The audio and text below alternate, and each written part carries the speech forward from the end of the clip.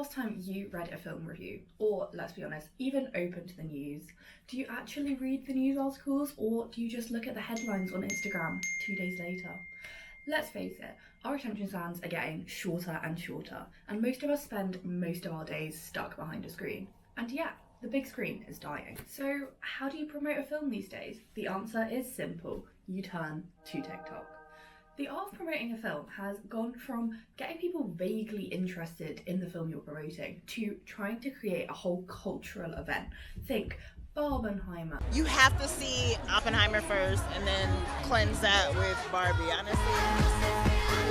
The Wicked press tour. This week, people are taking the lyrics of Defying Gravity and really holding space with that. Or even the misguided Grab Your Girls and Wear Your Florals. It Ends With Us is in theaters now, so grab your friends, wear your florals, and head out to see it. This culture shift from watching whatever happens to be on TV to simply trying to create clips with as many views as possible has led to some interesting interview moments, to say the least. You know, especially... You think the kid was annoying? No, I can't. Yeah! I think something that's often overlooked is the distinction between entertainment and journalism. Sure, some of these questions might not be the most hard-hitting thing you've ever heard in your life, but light entertainment's been a thing for decades and no one's had a problem with it. So why not now? Viral moments and influencers interviewing are hardly a new thing either. Do you wear wigs? By the way, My drawing skills. no, I do not. Have the wickedly talented one and only Adele Dazeem. So why all of a sudden does everybody hate influencers interviews? I think one of the main problems here is one of blurred expectations. Something like an early 2000s talk show, the expectations are predefined. The guest is going to come on, be asked a few funny, light-hearted questions, and even play a few games. And while it's true that being a good talk show host is obviously an incredibly difficult skill, no one's expecting the hard-hitting journalism from Jimmy Fallon or Graham Norton. And there are still formats that fit into this category, essential parts of every press tour, like BuzzFeed interviews, puppy interviews, agree to disagree. No one has a problem with any of these formats, but not everything is so clearly cut. The way I see it, modern interviews fall on a scale, or even maybe more of a grid. You're gonna have to bear with me for a sec, but I promise this will be worth it. So, on this side, we have serious journalists, hard-hitting questions about technical aspects of making a film or a book. And then on this side, we have lighter questions, just meant for a 10-minute funny YouTube video. And then, the second axis, bear with me. Up here we have high concept, and then down here, low concept. So up here in our high concept, low journalism section, we have the funny interviews you see on YouTube, the pizza interviews, variety interviews, reading out tweets, everyone loves them. And then down here, we have our serious interviews. This is what you're probably thinking of when you think of an interview. And those two, simple. No one has any issues with those. But I think up here in this top section is where everything gets interesting. This is our high concept, high journalism section. And I think this is where the internet really begins to shine with something I've labelled the Hot Ones effect. Hot Ones may not have been the first to do this, but it is definitely one of the more popular and older types of these shows. So the concept is simple if you haven't heard of Hot Ones. The guests eat a variety of chicken wings with increasing spiciness while the host, Sean Evan, interviews them.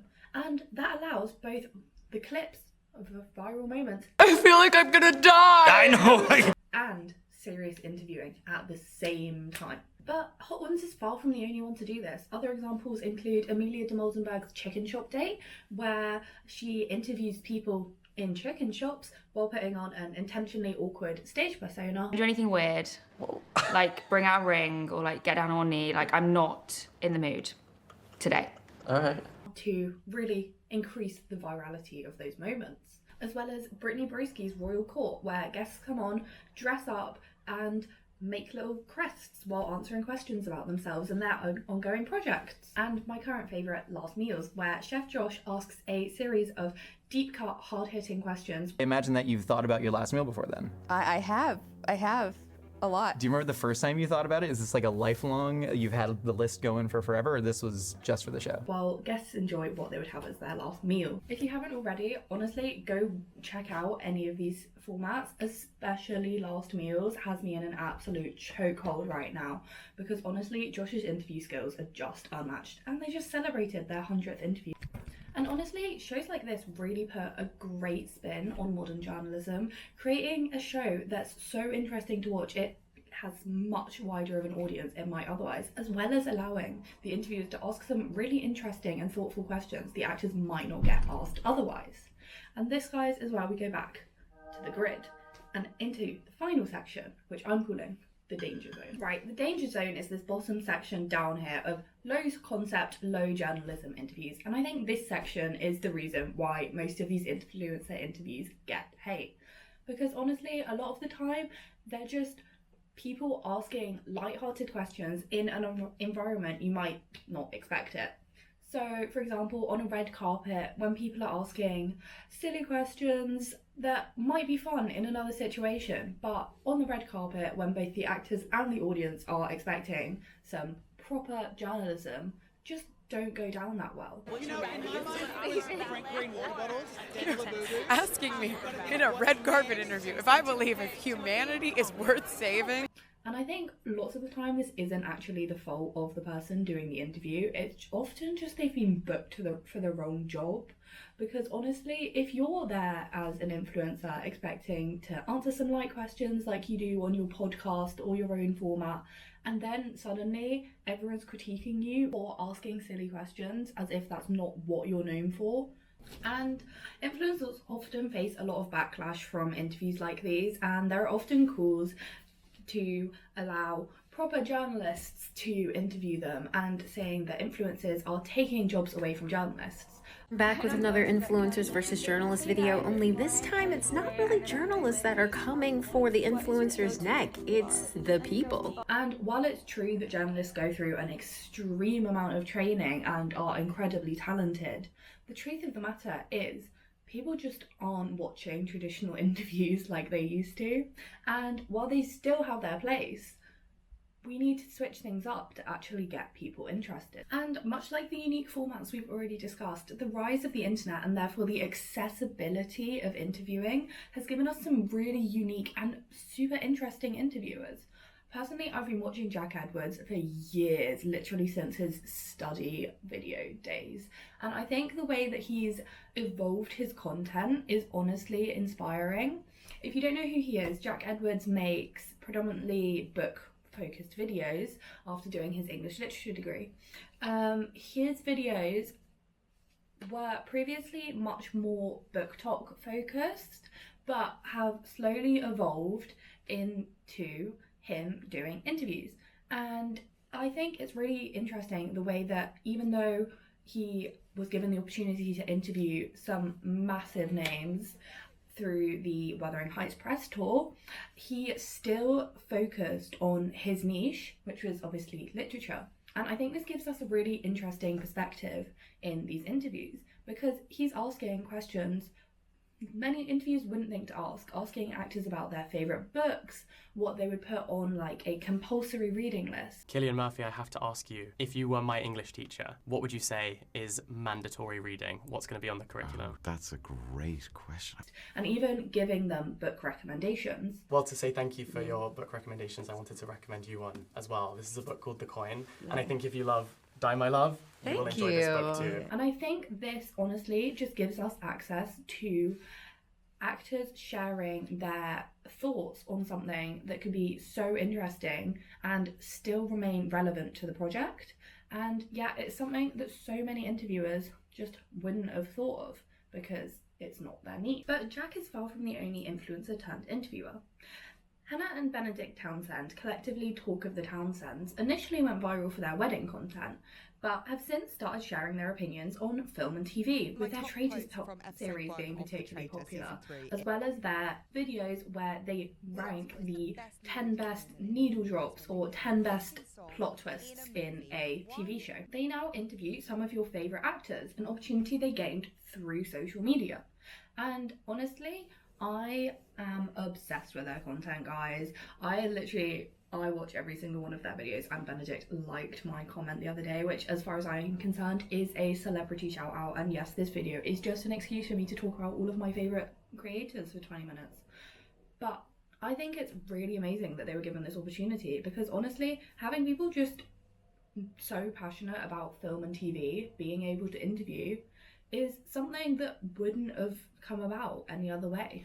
So yeah, examples like the Townsends or Fred Asquith, who's predominantly known for his TikTok sketches. Size is our baby. Is it not? Size is our baby.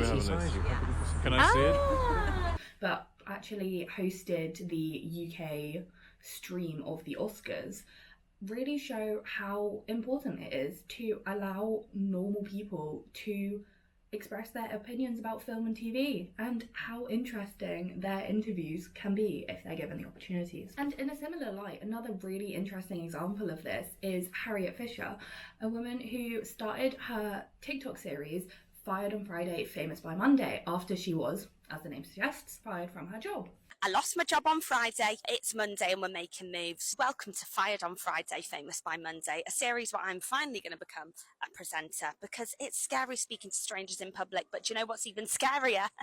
Never winning a BAFTA. And in a couple months, just doing interviews on the street, she's gained so many followers on TikTok, and she even interviewed the Bridgerton cast, and she's now living out her dream as a presenter.